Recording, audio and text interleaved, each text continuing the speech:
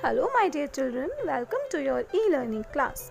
This is Mansi Bansal, your computer teacher. So, in computers we were learning chapter number 9, that is looping statements. So today we will continue with this chapter. Let's get started. So now we will learn the for next with step. By default, the next statement increments the value of the counter variable by 1.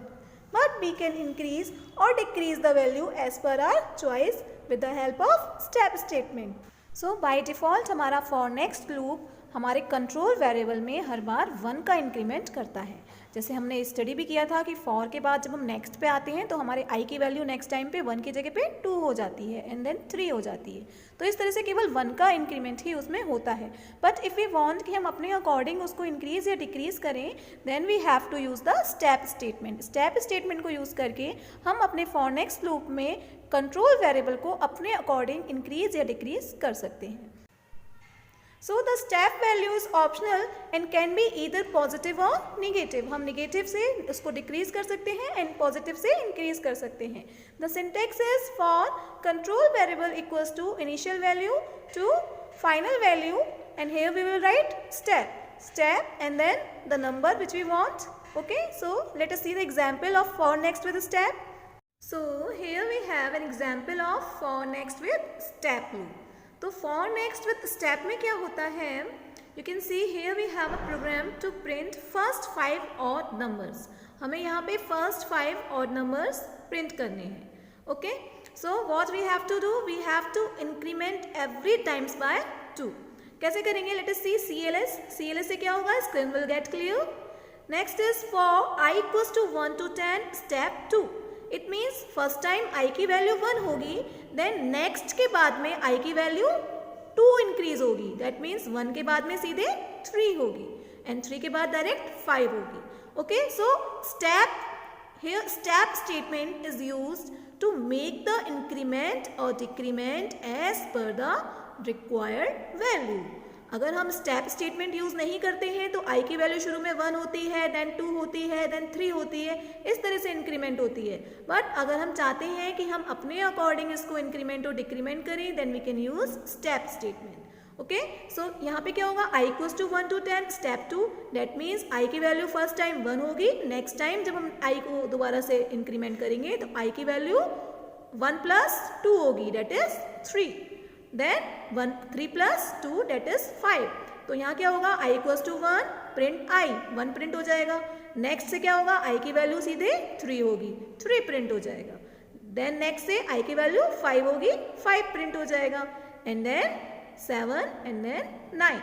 ठीक है, तो 1 से लेके 10 तक ये loop चलेगा. जैसे ही i की वैल्यू 11 होगी तो ये स्टॉप हो जाएगा. तो 1 से लेके 10 तक ये लूप चलेगा और एवरी टाइम हमारी जो वैल्यू है वो 2 इंक्रीमेंट उसमें होगा. Okay, so this way you can see the output of this program. It will print the first 5 odd numbers. Okay, now let us see the another example. Here you can see we have a program. Here what it will do, it will firstly just clear the screen. Then for n equals to 25 to 5 step -5. -5 से क्या होगा, हमारा decrement होगा. n की value starting में 25 है. उसके बाद जब नेक्स्ट पे हम लोग यूज़ करेंगे, नेक्स्ट टाइम पे जब n को हम चेंज करेंगे तो 25 के बाद में उसमें 25 - 5 हो जाएगा. डेट मीन्स 20 हो जाएगा एंड देन 15 एंड देन 10. इस तरह से हमारी n की वैल्यू चेंज होगी. So let us see what this program will do. Firstly n की वैल्यू 25 होगी and it will print n that is 25 will be printed. Okay, then next n से क्या होगा, n की वैल्यू चेंज होगी. That means 25 में -5 होगा that means 20. अब क्या होगा, 20 प्रिंट हो जाएगा. ओके, देन नेक्स्ट n से क्या होगा, हमारी जो वैल्यू 20 थी उसमें फिर से -5 होगा. दैट मीन्स क्या हो जाएगा, 15 and 15 will be printed. Next n से अगेन n की वैल्यू हमारी 15 - 5 दैट इज 10 हो जाएगी and 10 will be printed and then 5 will be printed. तो 25 से लेके 5 तक हमारी वैल्यू चलेगी एंड हर बार इसमें 5 का डिक्रीमेंट होगा यूजिंग द -5. तो स्टेप के साथ में हम प्लस और माइनस दोनों तरह के नंबर्स यूज कर सकते हैं. अगर हमें इंक्रीमेंट करना है तो हम पॉजिटिव नंबर्स यूज कर सकते हैं, and otherwise we can use the negative numbers to make it decremented. Okay, so this way you can see the output of this program.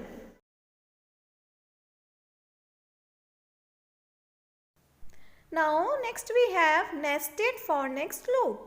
What is nested for next loop? The use of a for next statement within another for next statement is known as nested for next statement. So जब हम एक for next loop के अंदर दूसरे for next loop को use करते हैं तो इस तरह के loops को हम nested for next loop बोलते हैं. So the for next which lies outside or encloses the second for next statement is called an outer loop. The one which lies inside is called inner loop. So जो हमारा for next बाहर की तरफ होता है, जो दूसरे for next loop को enclose करता है, उसको हम outer loop बोलते हैं, और जो inside होता है that is inner loop. Okay, so you can have maximum of 9 loops within a loop and every loop should be defined completely within the outer loop. Maximum हम 9 loops एक के अंदर एक यूज कर सकते हैं, बट हमारे पास प्रॉपरली वो डिफाइंड होने चाहिए.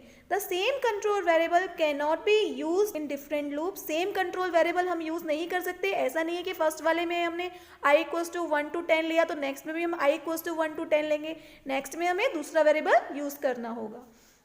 And the third point is, firstly the innermost loop will be executed and then the outer loop.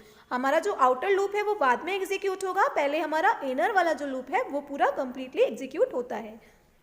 Now let us see the syntax of nested for next loop. For j equals to 1 to 10, this is outer loop. For I equals to 1 to 20, this is inner loop. Then we are printing the value of I and then next I. Next I पे आके हमारा यहाँ पे inner loop finish हो जाता है. And then we are printing j and next j. This is next j जहाँ पे आया वहाँ पे हमारा outer loop finish हो गया. So this way we can include one loop into the another loop. So let us see the example of this kind of nested for next loop. Okay children, now you can see the example of nested for next. Nested for next statement के अंदर क्या होता है? Here we have for in another for. For loop के अंदर एक और for loop हम use कर सकते हैं. So let us see this program. What will be the output? For I equals to 20 to 17 step minus 1. इस loop से क्या होगा? I एक हमारा loop बना outer loop जिसकी वैल्यू 20 से लेके 17 तक चलेगी और हर बार -1 होगा. That means 20 के बाद क्या होगा? 19, then 18 and then 17. ठीक है? Then inner loop है हमारा for j equals to 1 to 10 और ये हमारा क्या प्रिंट कर रहा है? I and asterisk का sign and j and equals to का sign I multiplied by j. तो क्या होगा? फर्स्ट टाइम i की वैल्यू कितनी है? 20. तो 20 एस्ट्रिक साइन एंड j की वैल्यू कितनी है? 1. तो 20 मल्टीप्लाइड बाय 1 इक्वल्स टू 20 हमारा प्रिंट हो जाएगा first time. Okay, next j से क्या होगा? j की वैल्यू अब 2 होगी. ठीक है, तो पहले ये हमारा जो इनर वाला लूप है ये पूरा कंप्लीट होगा, पूरा एग्जीक्यूट होगा. नेक्स्ट जैसे हमारी यहीं पे j की वैल्यू 2 हो गई और ये वापस से यहाँ आ जाएगा. j की वैल्यू 2 करके अब क्या प्रिंट करेगा? 20 multiplied by 2 equals to 40. Okay, then j की वैल्यू 3 होगी और ये दोबारा से एग्जीक्यूट होगा. इस तरह से हमारा जो ये इनर वाला लूप है ये 10 टाइम्स एग्जीक्यूट होगा और पूरी हमारी 20 की टेबल प्रिंट करेगा. Okay, so now we have next statement, that is print I. ठीक है, यहाँ पे हमारा I स्टेटमेंट मिस है तो print I, इससे क्या होगा? I की वैल्यू प्रिंट होगी, that is फर्स्ट टाइम पे इट इज 20 तो 20 will be printed. Okay, next I से क्या होगा? I की वैल्यू 20 की जगह पे क्या हो जाएगी? 19, सिंस -1 इज बीइंग यूज्ड तो 19 हो जाएगी. And then this loop will be executed. तो 19 की पूरी टेबल ये प्रिंट करेगा यहाँ पे इस लूप को यूज करके. देन ये बाहर वाले लूप पे आएगा, i की वैल्यू प्रिंट करेगा और फिर i की वैल्यू 18 कर देगा. देन 18 की पूरी ये टेबल यहाँ पे प्रिंट करेगा इस लूप को यूज करके. इस तरह से हमारा जो ये प्रोग्राम है ये 20 से लेके 17 तक की सारी टेबल्स को प्रिंट करेगा. सो हम यहाँ पे एक फॉर लूप के अंदर दूसरे फॉर लूप को नेस्ट कर रहे हैं, एक लूप के अंदर दूसरा लूप डाल रहे हैं. So when we use these kinds of loop, this is called the nested for loop, and in these kinds of loop, inner loop is firstly executed completely, then it comes to the outer loop. Okay, so this is the inner loop and this is the outer loop. So now you can see the output of this program. Here you can see 20 से लेके 17 तक सारी tables यहाँ print होंगी. हमारा नीचे की तरफ स्क्रॉल डाउन करके हमने लिया है ये, तो 18 और 17 की टेबल्स हमें यहाँ पे शो हो रही है. So children, with this video we have finished. For next loop, this much for today. Thank you. Bye bye.